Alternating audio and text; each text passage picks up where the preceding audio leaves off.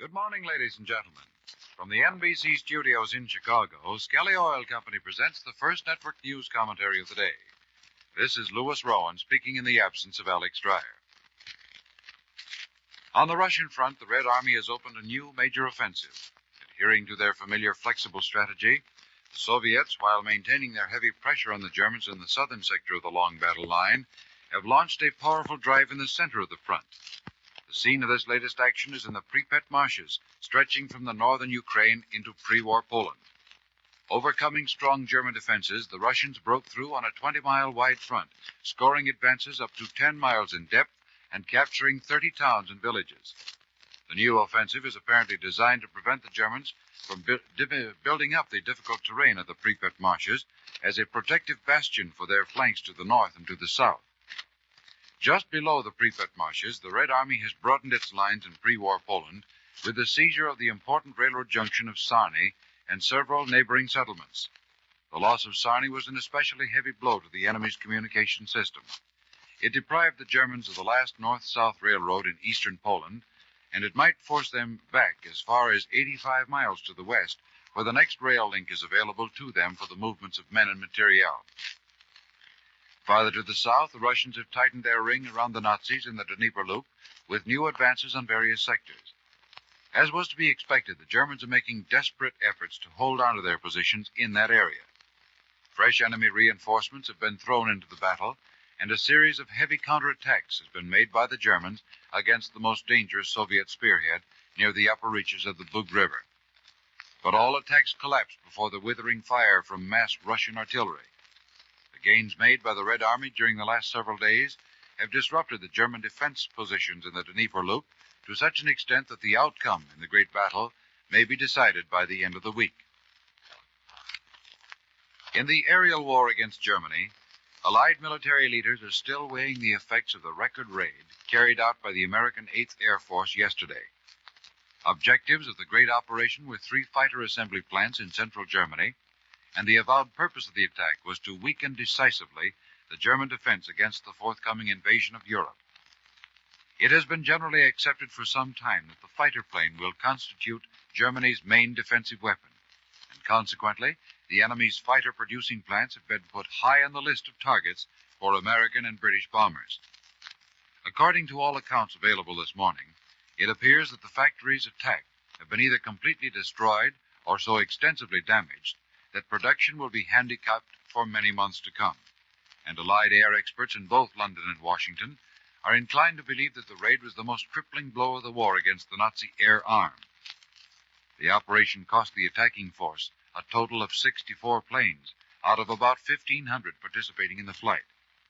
This is the highest loss ever suffered by the 8th Air Force in a single day's operation. But in spite of this loss, it can be expected that such attacks will be repeated until overwhelming Allied supremacy in the air is assured. This has been forecast by General Arnold, Chief of the U.S. Army Air Forces. General Arnold stated last night that were it not for continuing attacks against the production capacities of German aircraft factories, the Nazis might well have succeeded in doubling their fighter strength and thus increasing the difficulties which must be overcome by Allied amphibious landing forces. The furious resistance put up by the enemy's air force against yesterday's attack proves that the Nazis are well aware of the aim of the Allied strategy and of the perilous position in which Germany will find herself in the event that this strategy succeeds. The number of German planes which participated in the 3-hour battle in Germany's skies has been estimated at about 1,000. The unusual strength of the defending force is but another confirmation of the fact that the enemy is now conserving the bulk of his fighter craft for the defense of Germany proper.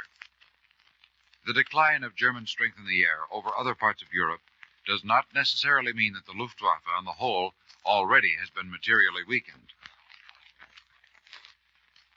Turning our attention from the European aerial front to thoughts of American farms is quite a mental gymnastic, but the two are closely related. We know how important a role the American farmer is playing in this war, but I don't think we can actually realize how big his job is until we look at facts and figures. Did you know that every day America's 8 million fighting men consume almost $5 million worth of food? And that's in addition to the food which goes to our fighting allies. Then there are the people on the home front, 35 million American families who work hard and eat 3 big meals a day. In most instances, those of you on farms are producing food with a shortage of help, and often with a shortage of equipment. So you know the importance of machinery protection. This protection begins with your tractor, placing it in a good shelter out of the reach of damp, rust-developing moisture. It's a good idea, too, that minor repairs be made in time to save machinery from major breakdowns. So inspect your equipment and put your order in early for any new parts you may need. And if you have any idle equipment, lend it to a neighbor. Remember that the lifeblood of your farm machinery is perfect lubrication. And that's why you should use Skelly Fortified Tagolene motor oil. You see, Fortified Tagolene is made from top-quality base stock to which something extra has been added. This extra ingredient helps to prevent the formation of sludge and carbon-like deposits inside the engine, and it protects alloy bearings against corrosion. Your Skelly tank station salesman or Skelly jobber will deliver any Skelly product you need right to your door. See him soon. On the Italian front, the Allied advance toward the German stronghold of Cassino has made new, though obviously slow progress. French units attached to the Fifth Army have captured several peaks guarding the approaches to Cassino. And the Allied communique this morning confirms an earlier German report that the fortified mountain village of Cervacco, or that is Cervaro, an important outpost of Cassino, has been evacuated by the enemy. Near the Adriatic coast, operations by the British Eighth Army are again restricted by bad weather. The Nazis, however, are watching the movements of the Eighth Army very closely, claiming that the British are making ready for a major offensive in the immediate future. The German fear is probably well-founded, as may be concluded from the fact that British naval forces in the Adriatic continue to shell enemy communications behind the lines. Across the Adriatic Sea in Yugoslavia, the latest German offensive against the partisans has scored gains. The Yugoslavs admit that massed German tanks have broken through to the seat of Marshal Tito's headquarters and that the position of the guerrilla forces has become difficult. The Nazis, who incidentally formally recognized the partisans as full-fledged belligerents a few days ago, appear to be determined to break the back of Yugoslav resistance before an Allied invasion of the Balkans can take place. The recent Allied aerial operations against enemy-held points in the Balkans have led to a mass flight of civilians from Sofia, the much-bombed capital of Bulgaria. Indicative of the damage inflicted on Sofia is a Hungarian report according to which the Bulgarian Parliament and the British and Russian legations are among the buildings destroyed. In the Pacific, Japanese troops on New Guinea are making desperate attempts to escape the American-Australian trap below the main enemy base of Madang. The enemy command is speeding up the evacuation of the imperiled forces by sea, but the attempts at evacuation are being effectively countered by the fast PT boats of Admiral Halsey's fleet. Darting at night among barges crowded with Japanese soldiers, the PT boats have sunk 9 of the enemy's vessels and damaged 11 others off the New Guinea coast. In the fighting on the ground on New Guinea, Australian troops have scored new gains in their advance toward Madang.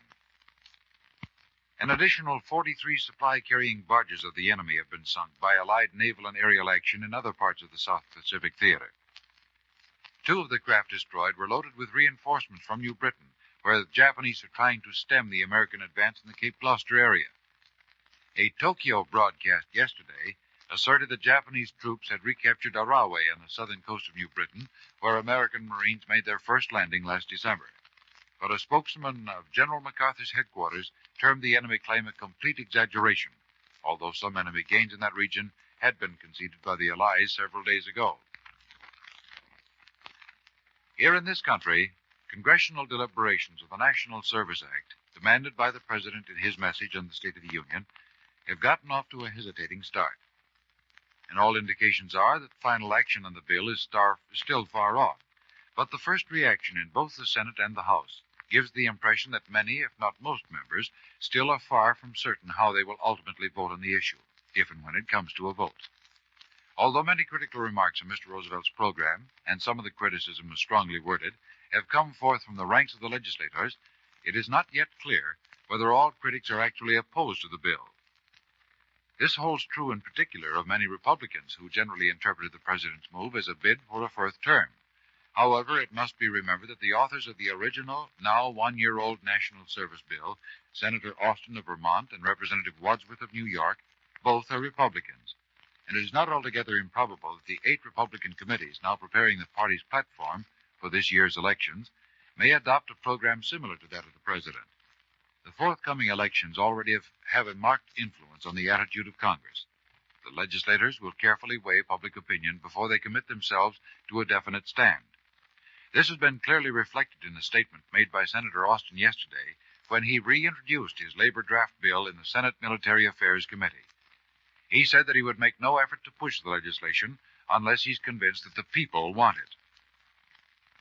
A flat rejection of the National Service Act has been voiced outside the legislature, namely by organized labor. The AFL and the CIO have joined in denouncing compulsory labor service as undermining the basic concepts of American democracy. This attitude is obviously dictated by the fear that the enactment of the service bill may weaken the position of free labor in possible future wage disputes with employers. The president had anticipated such an objection on the part of the unions. In his message, he demanded that Congress, as a preliminary to compulsory labor service, should adopt stiffer taxation and measures for the stabilization of the cost of living. But the Senate yesterday adopted the greater part of the tax bill passed by the House several weeks ago, thus rejecting the tax program of the administration. And it is very doubtful whether the president will have more success with his proposals for the establishment of higher ceilings. For all these reasons, the National Service Bill seems to have little chance of reaching the floor in both houses of Congress. The recommendation of compulsory labor service by the president has brought forth lengthy comments from Germany and Japan. Berlin claims that compulsory labor service was an invention of the totalitarian states and derides what it calls Roosevelt's attempts to copy it for the salvation of democracy. Tokyo is trying to draw comfort from the president's program, observing that such a drastic legislation would not have been proposed if the war situation were really favorable to this country and Britain. But behind these statements is the ill-concealed fear of the Axis powers that our resources might be marshaled for the war more completely than heretofore, and the enemy has come to have respect for our war production as it is. Your Skel gas dealer knows what saving natural gas means in these wartime days, and so he brings you these timely hints.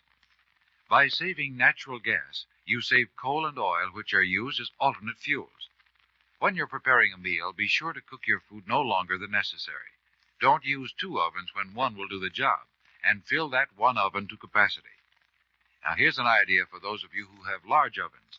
Plan your baking so as not to require full heat more than once or twice a day.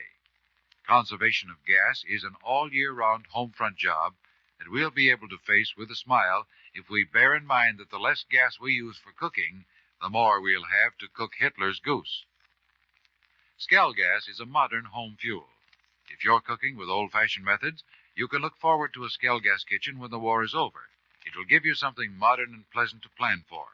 And remember that the war bonds you buy today will play a big part in that plan, too. See your Skel gas dealer. The State Department has disclosed that the first repatriates to be brought home from Japanese internment camps in the Philippines are on each prisoner exchange are selected from these categories. 1. Those under close arrest. 2. Interned women and children. 3. The seriously ill. And 4. Interned men with preference given to married men long separated from their families in the United States. This procedure, the department says, was followed by Swiss diplomats in charge of American interests in the Far East when the exchange ship Gripsholm made its most recent trip. It was also disclosed that the Japanese government so far has refused to discuss a third exchange of prisoners until it receives a report of treatment of interned Japanese in this country. Spanish representatives in charge of Japanese interests have been requested to supply the information for Japan. And that's the news to now. Listen again tomorrow morning as Skelly Oil Company brings you the first network news analysis of the day, presented Monday through Saturday, same time, same station. Louis Rowan speaking. Have a good day. This is the National Broadcasting Company.